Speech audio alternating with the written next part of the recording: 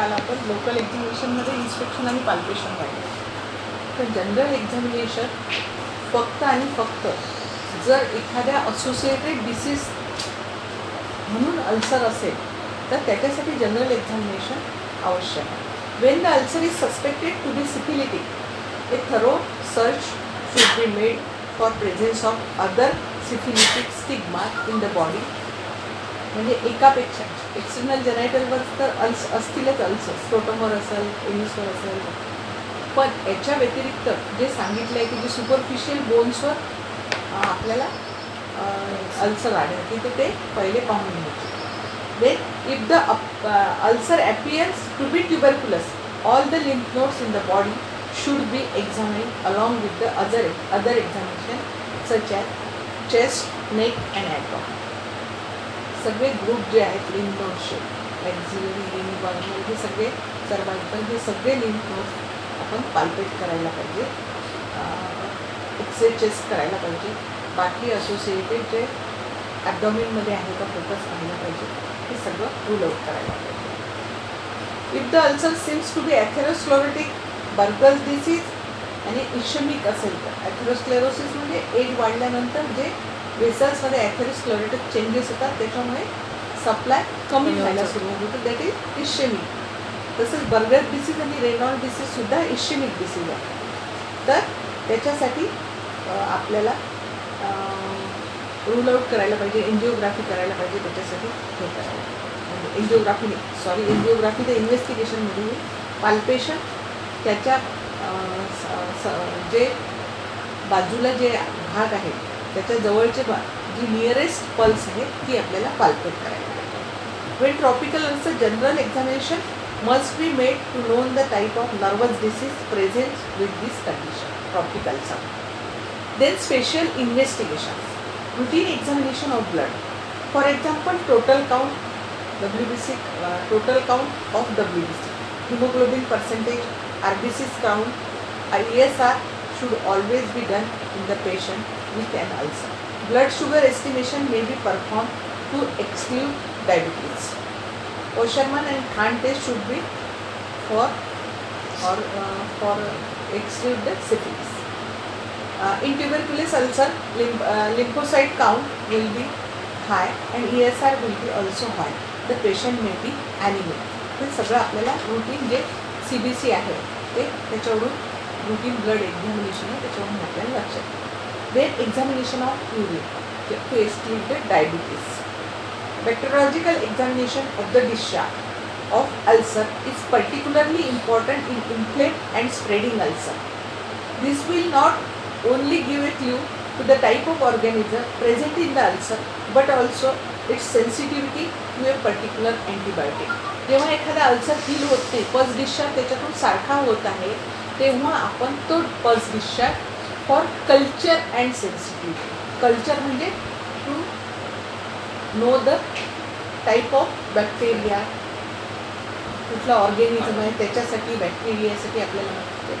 आणि सेन्सिटिव्हिटी, आणि तो बॅक्टेरिया कुठल्या अँटीबायोटिकला सेन्सिटिव्ह आहे की जे दिल्यामुळे लवकर किल होईल आणि ऊत घेईल. In dark ground illumination Treponema pallidum can be detected from the serous discharge of hard chancre. जेव्हा हार्ट शँकरमधून सिफिलिसच्या स्टेजमध्ये हार्ट शँकरमधून डिस्चार्ज होतो तेव्हा तो डिस्चार्ज ट्रॅपिनोमा पॅलिडियम नावाचा ऑर्गॅनिझम त्याच्यामध्ये असतो. तर तो आपण अशा याच्यातून आपण रूल आउट करू शकतो. The chancre is first clean with saline. The serous discharge from the chancre is taken with a platinum loop and placed on a slide which is seen under microscope in dark ground illumination. Discharge from tuberculous ulcer will show acid-fast bacilli and should be sent for guinea pig inoculation test. Then skin test.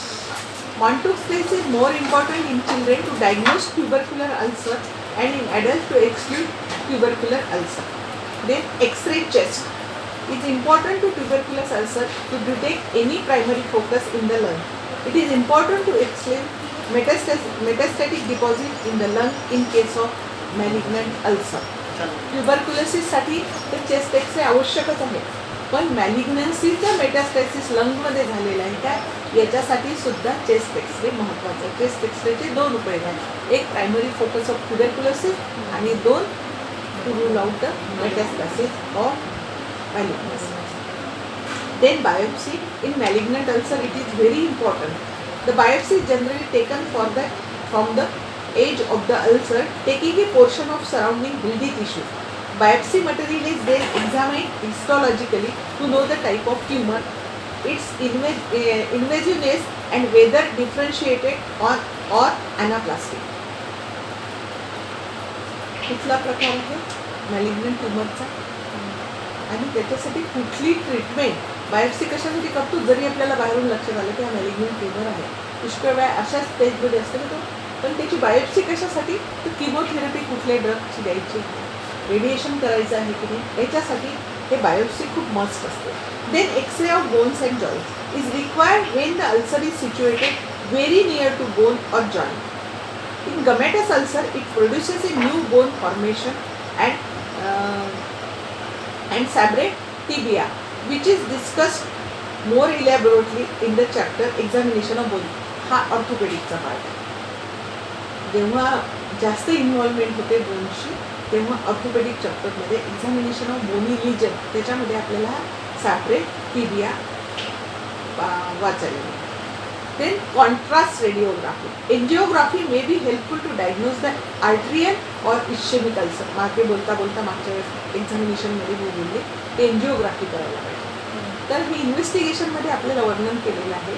एन्जिओग्राफीमुळे आपल्याला काय होईल की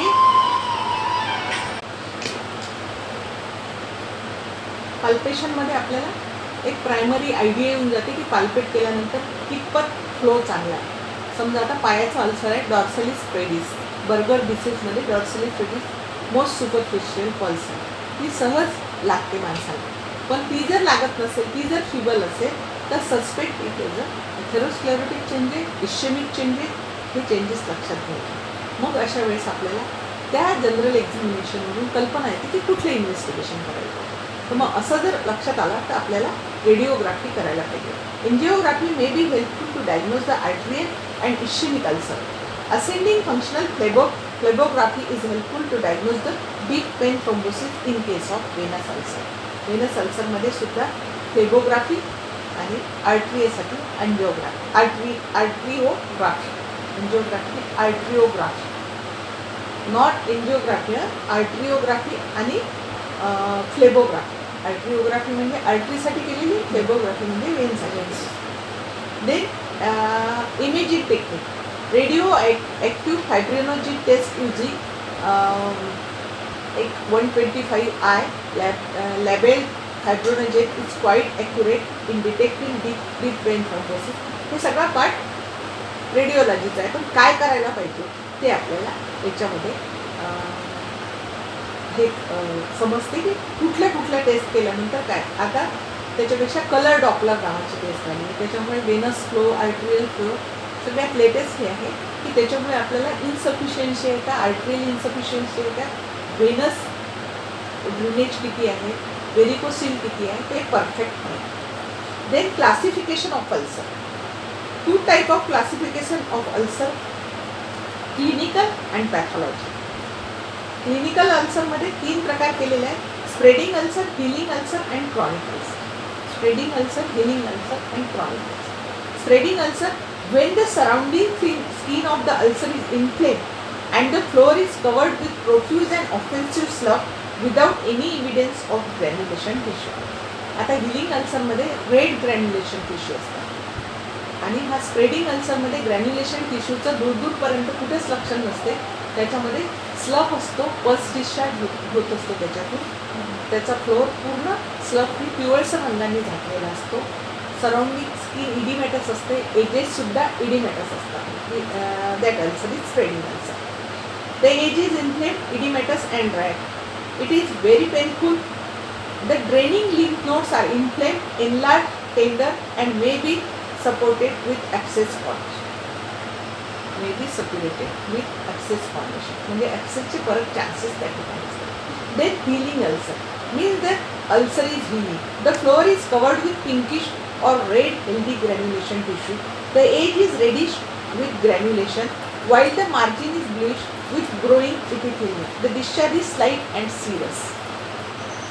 Then callus or chronic ulcer means the ulcer shows no tendency toward healing. The floor is covered with pale granulation tissue. Sometimes it shows typical washed leather slough in the gummatous ulcer, which is an example of this type. Discharge is scanty or upset. The base is considerably indurated and so the edge and surroundings. हे आपल्याला मागच्याच आपण सांगितलेलं आहे. Chronic ulcer म्हणून जर बोललो त्याच्यात काय काय लक्षात दिसतात. हे 3 टाईप क्लिनिकली केलेले आहेत. पॅथॉलॉजिकली non specific, specific and malignant 3 प्रकार केलेले आहेत. नॉन स्पेसिफिकमध्ये ट्रोमॅटिकमध्ये अजून प्रकार केले. कुठल्या प्रकारचा ट्रोमा होऊ शकतो. एक मेकॅनिकल ट्रोमा, कालटूथचं सांगितलं आहे तुम्हाला, सारखटूथचं हे होते. एखादी स्प्लिन प्लास्टर लावलेला आहे, प्लास्टर लावल्यानंतर ती स्प्लिन जर लागत असेल तर तिथं घासून अल्सर होतो. That is traumatic ulcer. Physical from electrical और x-ray burn, physical trauma. Then chemical, कुठल्याही प्रकारचं केमिकलनी जळणे, ॲसिड झालं, अल्कली झालं, कुठल्याही यांनी केमिकल यांनी बर्न होणे. Then arterial ulcer, traumatic ulcer, arterial ulcer as occurs in the atherosclerosis, Buerger disease, Raynaud disease. तिसरं वेनस अल्सर, व्हेरिकोज अल्सर. चौथं neurogenic ulcer, that is bed sore and perforating ulcer. Associated with malnutrition, for example tropical ulcer which occurs in the leg and feet of the people in the tropical countries. Infection by organism from a small abrasion may cause such ulcer. आता जे मालनरिश patient असतात tropical अल्सरमध्ये त्यांच्यामध्ये होतं. आणि एक प्रकारचं infection असते बॅक्टेरॉइड्स फ्युसिफॉर्मिस नावाचं. ते रेअरली पाहायला मिळते. फ्रॉम ए स्मॉल ॲब्रेजन, थोडा जरी ॲब्रेजन झालं तर हा अल्सर फॉर्म होतो. Then ulcer secondary to anaemia असला तरी पण हायपोप्रोटीनिमिया होतो आणि त्या पेशंटमध्ये साधं स्क्रॅचनी सेल्युलायटिस डेव्हलप होतो. Cellulitis ends into slough and form a ulcer. Then rheumatoid आर्थरायटिसमध्ये अल्सर होऊ शकतात, डायबिटीजमध्ये होऊ शकतात आणि ह्या सर्व केसेसमध्ये अल्सर होऊ शकतात. Ulcer may be associated with certain other disease like gout, diabetes, anaemia. Rheumatoid arthritis, in gout the skin over gouty deposit ulcerates and chalky contents exude. ज्यांच्यामध्ये गाऊट आहे, आता गाऊटचं खूप मेडिसिन निघालं आहे, पण पहिले जेव्हा गाऊट व्हायचं तर ते गाऊटचं युरिक ॲसिडचं जे डिपॉझिशन व्हायचं त्या ठिकाणी चॉकसारखं मटेरियल होऊन त्या ठिकाणी अल्सर व्हायचं. हे असे आता पुष्कळ प्रकारचे अल्सर सांगितलेले आहेत, पण आपल्याला 3 महत्त्वाचे आहेत. एक ट्रोमॅटिक अल्सर, ट्रोमॅटिकमध्ये 3 प्रकारचे, आर्ट्रियल, वेनस आणि असोसिएटेड डिसीजचे. Then specific ulcer, tubercular, syphilitic, soft chancre, actinomycosis हे त्या याच्यामध्ये येतात. मॅलिग्नंट अल्सरमध्ये एपिथेलिओमा, रोडेंट अल्सर, मॅलिग्नंट हे सगळे अल्सर येतात.